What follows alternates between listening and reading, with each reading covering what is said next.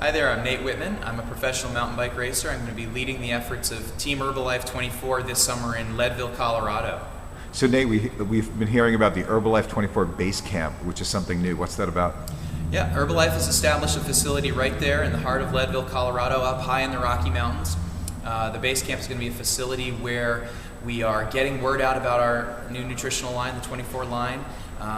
It's going to be a place where riders, both members of Team Herbalife and also other riders from around the Rocky Mountains or anyone that happens to be traveling to Leadville to train, can come by this facility. They can do all the things that a pro cyclist might love to do. We're going to do guided rides and led rides out on the race course itself. We might do some other rides on single track trails and things of that nature. The athletes will be able to test all the nutritional products in the line. We have some deals set up with some of our other partners and sponsors to provide some bikes and some other equipment that we'll be testing. And there'll be a huge social component to it as well. So after these rides, we'll spend time working on the bikes. We'll spend time talking about the race tactics and strategy. We're lucky enough it falls right in the middle of the Tour de France, so we'll spend some time watching the tour on the TVs in the house at night, maybe do some barbecues and kind of experience the flavor of town.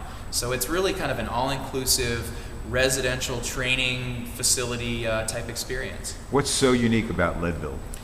Well, Leadville has gained notoriety over the last couple decades as truly an endurance sports mecca. I think it really all stems from the high altitude. So the city lays claim to being the highest incorporated city in the country. It sits at about 10,200 feet elevation all the way up in the mountains. And the races actually start in town and go even higher, up to almost 13,000 feet. So there's lots and lots of races out there across the country, but there's no set of events like Leadville that has the altitude and the high mountain demands of these courses. And it's just become that popular. It started with the running race about over 20 years ago, and now the mountain bike race for about 17, 18 years. And every year it just gets more and more popular. They actually even made a film about it and put out a film nationwide when Lance Armstrong decided to come and compete in the race.